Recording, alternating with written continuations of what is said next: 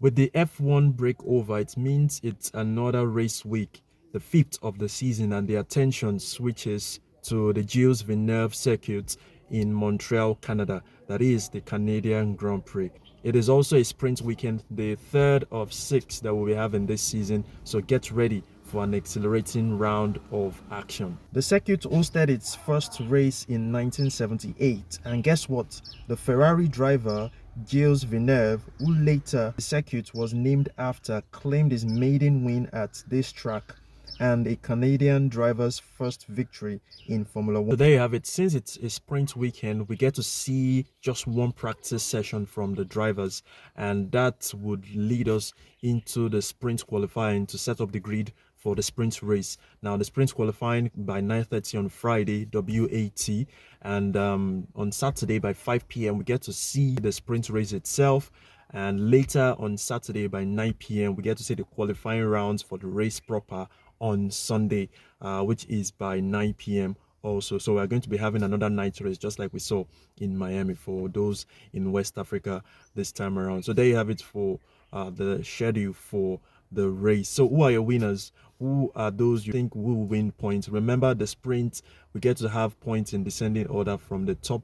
That's the top 8 drivers get to win points for themselves from the first to the 8th driver in that fashion. So from 8, 7, 6, 5, 4, 3, 2, 1 in that order. Remember, there's going to be a lot of upgrades to the cars, the likes of Mercedes, the likes of Ferrari. They're going to be having new upgrades this time around in Canada. So let's wait and keep our fingers crossed for that particular one. So who are your winners?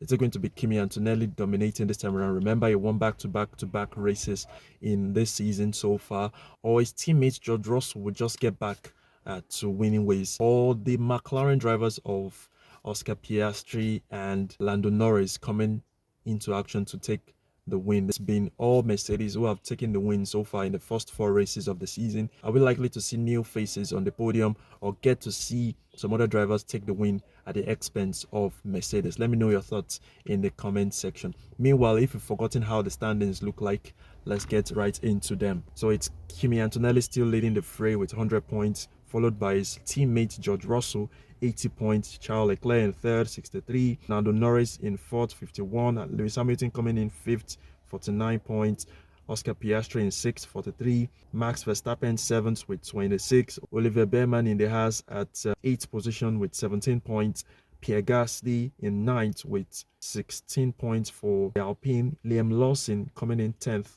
with 10 points for the Racing Bulls. And for the Constructors' Championship, here's how they stand. Mercedes still lead down with 180 points, Ferrari are second with 112, McLaren 94 points, Red Bull 30 points, Alpine 21 points, Haas 18, Racing Bulls 14 points, Williams in 8th position with 5 points, Audi it's 2 points from 4 races. Then we have Cadillac and Aston Martin, who have yet to win a single point this season. Meanwhile, here are some updates you might have missed out on during the course of the 3 weeks hiatus, which I'm about to share with you. Now, this weekend, we hear, according to reports, that the FIA and the Formula One body are set to put in a system in the cars of the drivers. What is this going to be? It's going to be a colored red light system to the cars. It can be in the color of purple, blue, or yellow lights to indicate when drivers are low on electrical output. Now, this was to prevent the incidents that we saw in Suzuka in Japan between Olivier Behrman and Franco Colapinto, where Behrman had to crash into the barriers in that fray. So we're about to see that this weekend in Montreal. Now, still speaking about electrical power output, we hear that from next season we are set to see the ditch in the 50-50 power split between the ICE, that's the internal combustion engine, and the electrical power.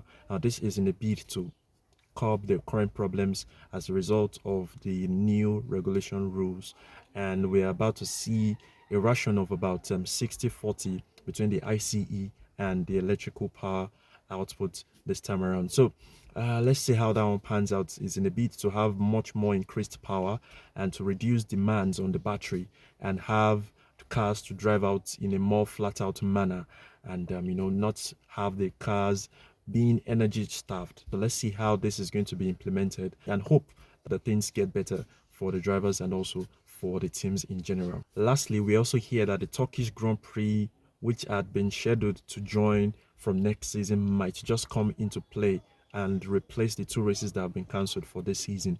I'm talking about the Bahrain Grand Prix and the Saudi Arabian Grand Prix in Jeddah. And this is as a result of the issues going on in the Middle East. That was why the two races were not able to hold this season, that we had that lengthy 1 month break. So we hear that the Turkish Grand Prix might just come into play and replace both races. How that is going to happen, we don't know yet. Nothing is concrete about those decisions. So that will be all that I will be sharing with you concerning the preview ahead of the Canadian Grand Prix. So let me know your thoughts concerning this. Who are your winners? What do you expect this weekend in Formula One? And I'll catch you in my review of the race on Sunday.